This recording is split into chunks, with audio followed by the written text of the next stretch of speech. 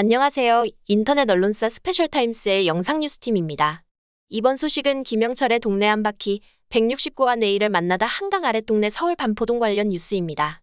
1970년대 서울 주택 공급 확대와 함께 강남 개발의 중심지로 성장과 도약을 거듭했던 반포. 많은 이들의 땀내가 더 씹혀 만들어낸 오래된 풍경은 단군 이래 최대의 재건축이라는 명목 아래 곧 50년 역사 속으로 사라지게 됐다. 떠나야 하는 사람들, 지켜야 하는 사람들, 다시 올새 날을 꿈꾸는 사람들. 이 순간 동네 곳곳엔 아쉬움과 설렘이 교차한다. 하지만 도시도 사람도 언젠가와 올 더 찬란한 내일을 기다려야 하는 법. 169번째 김영철의 동네 한 바퀴에서는 흐드러지게 핀 봄꽃 사이로 다시 태어나는 반포. 그곳에 오늘을 만난다. 도시의 끝과 시작을 본다. 서울에서 즐기는 작은 축제, 반포 한강공원. 완한 봄, 한강의 물빛이 더 반짝인다. 한강 다리 중 수면과 가장 가깝다는 잠수교를 걷는다. 잠수교 위, 반포대교 상단으로 물줄기가 뿜어져 나온다. 새에서 가장 긴 교량 분수 달빛 무지개 분수다. 380개의 노즐에서 나온 한강물이 부쩍 후텁지근해진 공기를 식힌다. 강바람을 타고 반포 한강공원으로 향한다. 코로나19 확산 이후 2년 반 만에 돌아온 한강공원의 풍경이 반갑다. 반포 한강공원은 12개의 한강공원 가운데서도 유독 더 넓은 탓에 피크닉 장소로 주목받는 곳. 특히 공원 내 물 위에 뜬 3개의 빛나는 섬, 세빛섬엔 식당, 카페, 전시 공연 시설 등 즐길 거리가 가득하다. 세빛섬을 둘러보던 중 선착장을 발견한다. 반포공원에서 시작, 동작대교와 한강대교를 거쳐 여의도 부근까지 가는 보트다. 익숙한 것도 한 발짝 떨어져 보면 더 아름답다.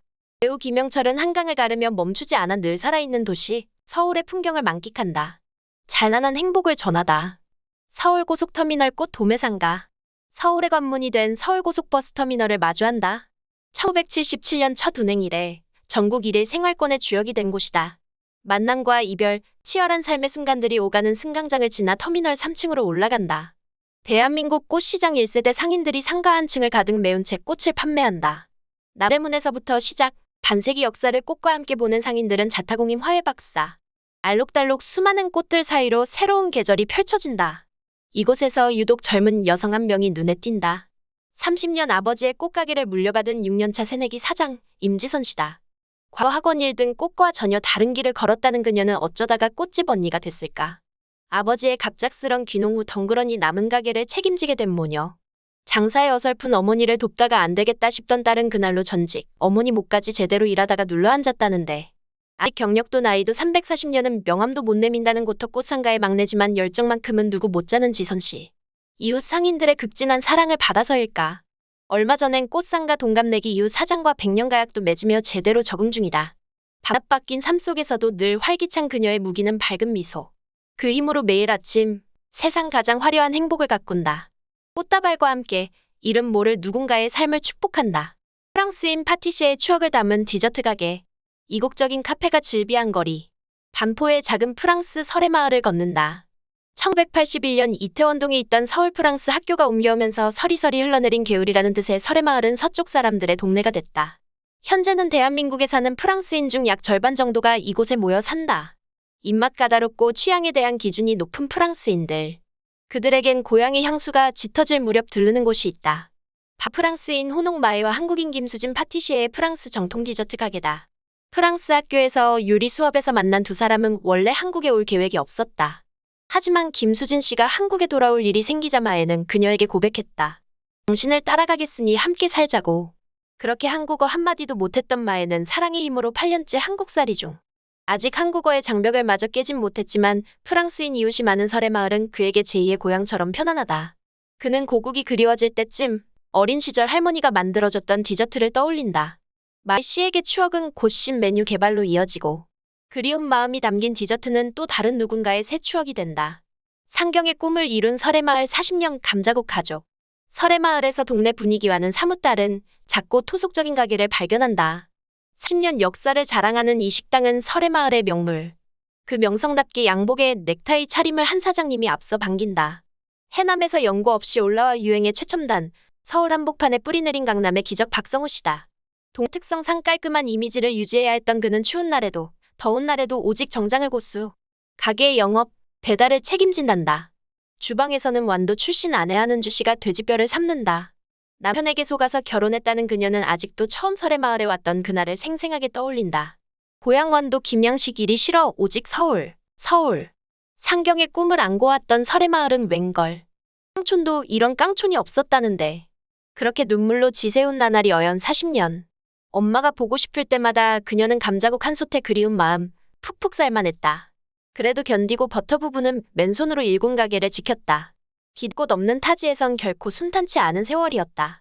하지만 열심히 산 만큼 제법 보답받은 인생. 지나고 보니 부부는 모든 게 고맙다. 그 마음 그대로 손님들에게 푸짐한 감자국 한 그릇을 나눈다.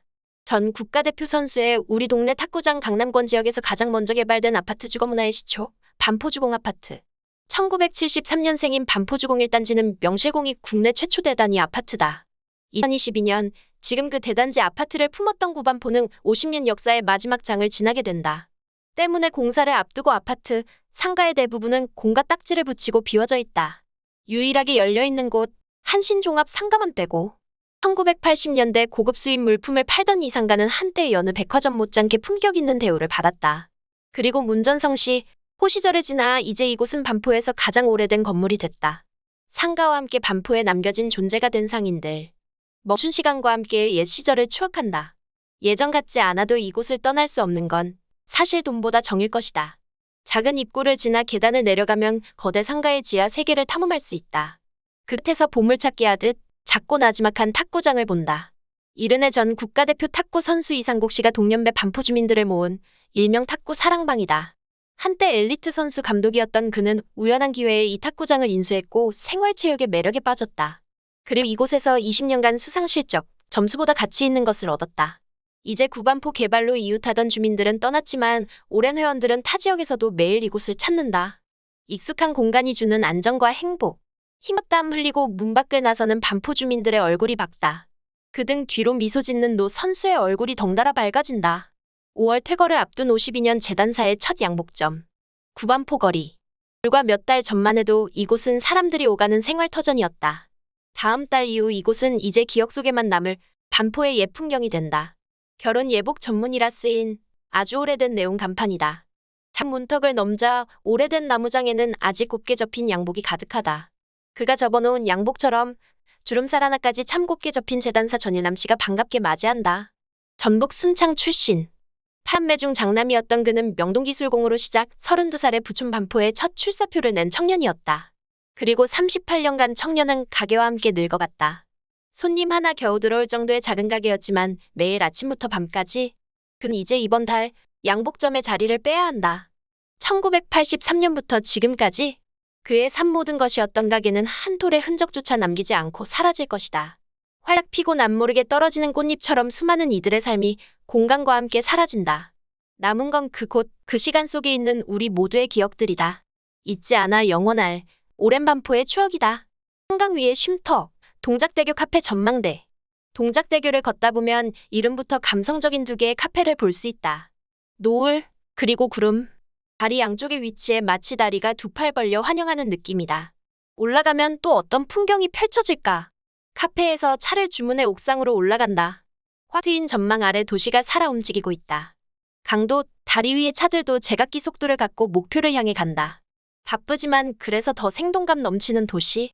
노을구름 카페는 그 분주한 서울에서 잠시 시간을 멈출 수 있는 곳이다.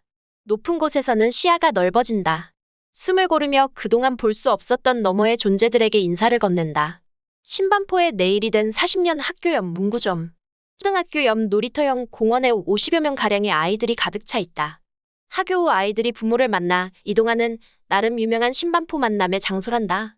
집으로, 학원으로, 다음 코스로 이동해야 하는 어린이들이 자꾸 상가 1층 문구점 앞에 멈춘다. 참새 방앗간 들르듯 살 게 없어도 괜히 꼭 둘러보고 나온다. 꼭 모두의 유년 시절, 그 어딘가의 기억 속 같다. 아이들에게 친구보다 더 친구 같은 밝은 얼굴의 사장님을 만난다. 그는 동네 만능 박사로 통한다. 사진, 도장, 열쇠, 인쇄, 달고나까지. 간판에 쓰인 쓴 1983처럼 그때부터 지금까지 이 상가를 지킨 터줏대감 역할을 톡톡히 한다. 사실 인터넷이 발달한 이 시대, 문구점은 갈수록 귀해진다. 소위 사양산업이라고도 한다. 하지만 아내, 처제와 함께 40년째 문구점을 운영하는 그는 추억의 힘을 믿는 사람.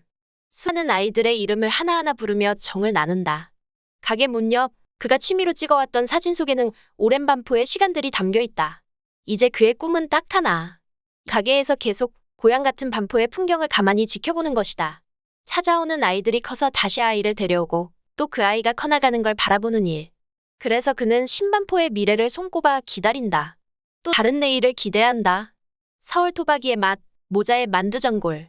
한적한 주택가, 서울 음식 전문점 간판이 보인다. 주상 서울 식당은 많아도 서울 음식 전문은 드물다.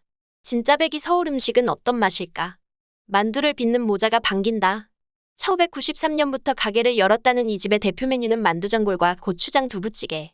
서울 토박이이자 서울 종갓집 며느리답게 덜하지도 않고 옛 집밥을 구현해낸단다. 양념 맛보다는 재료 본연의 맛을 내세운 슴슴하고도 담백한 맛이 입안에 감돈다. 동네가 알아주는 사장 지선영 씨의 손맛은 바로 시어머니에게서 온 것. 돌아가신 시어머니는 조실부모한 그녀에게 친정엄마 같은 존재였다. 그래서 그립고 더 보고 싶은 시어머니. 그 어머니의 음식을 좋아했던 큰아들과 함께 선영 씨는 만두를 빚는다. 누군가에게 마음 평온해질 한 상을 차린다. 한때 시어머니가 며느리에게 그랬듯? 그런 따뜻한 밥상을 떠올리며 서울에서의 새로운 삶을 지탱해준 온기 있는 동네, 고맙고 그리운 반포동의 이야기는 5월 7일 토요일 저녁 7시 10분 김영철의 동네 한 바퀴 169와 내일을 만나다 한강 아랫동네 서울 반포동 편에서 공개된다. 이상 스페셜타임스의 영상 뉴스팀이었습니다.